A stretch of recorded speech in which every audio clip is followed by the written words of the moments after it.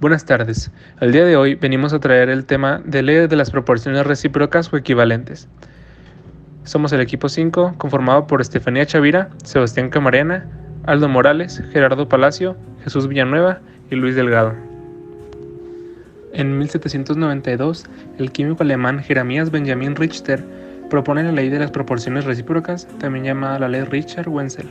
Esta se define como las masas de dos elementos diferentes que se combinan con una misma cantidad de un tercer elemento. Guardan la misma relación que las masas de aquellos elementos cuando se combinan entre sí. Este postulado se comprueba gracias a que Carl Friedrich Wenzel, un químico y metalúrgico alemán. Para entender el planteamiento de Richter, vamos a considerar una serie de compuestos en los que participa el hidrógeno y determinamos la masa de cada uno de los elementos que se combinan con un gramo de hidrógeno. Richter denominó pesos de combinación relativos a los pesos de los elementos que se combinaban con cada gramo de hidrógeno, ya que se dio cuenta que los elementos se combinaban según la relación que guardaban entre sí sus pesos de combinación relativos, o bien en cantidades que eran múltiplos o submúltiplos de estos. Por ejemplo, el cloruro de sodio se obtiene por la combinación de 35,5 gramos de cloro y 23 gramos de sodio, o el sulfuro de sodio resulta de la combinación de 16 gramos de azufre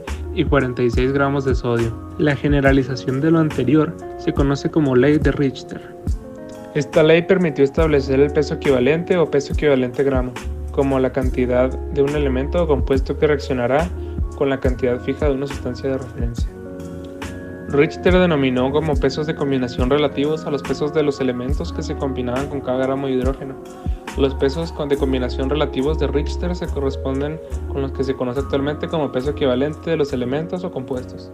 Entre 1792 y 1794, Richter publicó un resumen de 3 volúmenes que contenía su trabajo sobre la ley de proporciones definidas. El resumen trataba de la estequiometría, definiéndola como el arte de las mediciones químicas, señalando además que la estequiometría trata de las leyes según las cuales las sustancias se unen para formar compuestos. Sin embargo, los trabajos de investigación de Richter fueron criticados por el tratamiento matemático que se utilizaba. Una manera simple de visualizarla es a través de un triángulo de reciprocidad. Si conocen las masas A, C y B, que se mezclan para formar los compuestos A, C y AB, se puede determinar el cuánto de C y B se mezclan o reaccionan para formar el compuesto CB.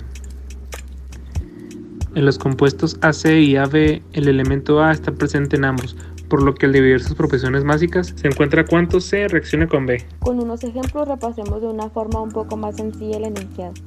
Como primer ejemplo, tenemos que si tú tienes un molde de óxido de calcio, es decir, 40 gramos de calcio más 16 gramos del oxígeno, y un molde de sulfuro de calcio, o sea, 40 gramos de calcio más 32 gramos del azufre, la relación entre el 16 del oxígeno y el 32 del azufre, combinados como una cantidad fija de otro elemento, en este caso el 40 del calcio, en la misma cantidad en los dos casos.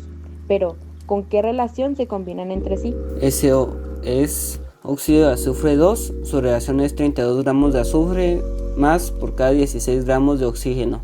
Aquí se cumple la ley, ya que las diferentes cantidades que reaccionan con una cantidad fija de otros elementos es la misma con la que se relacionan entre sí. Segundo ejemplo, sean las proporciones respecto al oxígeno en las siguientes reacciones. 2H2 más O2 es igual a H2O. Para un gramo de oxígeno se unen 0.125 gramos de hidrógeno para formar agua. 2Cl2 más O2 es igual a 2Cl2O. Para un gramo de oxígeno se unen 4.43 gramos de cloro para formar Cl2O. Vemos que las proporciones del cloro e hidrógeno guardan la relación 4.43 sobre 0.125, esto da 35.45. Ahora cuando tomamos el H y el Cl para formar HCl, vemos que H2 más Cl2 es igual a 2HCl. Para un gramo de hidrógeno se unen 35.45 gramos de cloro. Comprobamos que se cumple la ley al comparar las dos proporciones y ver que son la misma cantidad. Es decir, las proporciones obtenidas al relacionar dos reacciones diferentes son las mismas que las proporciones al hacerlo en la misma reacción. Las leyes ponderales o estequiométricas.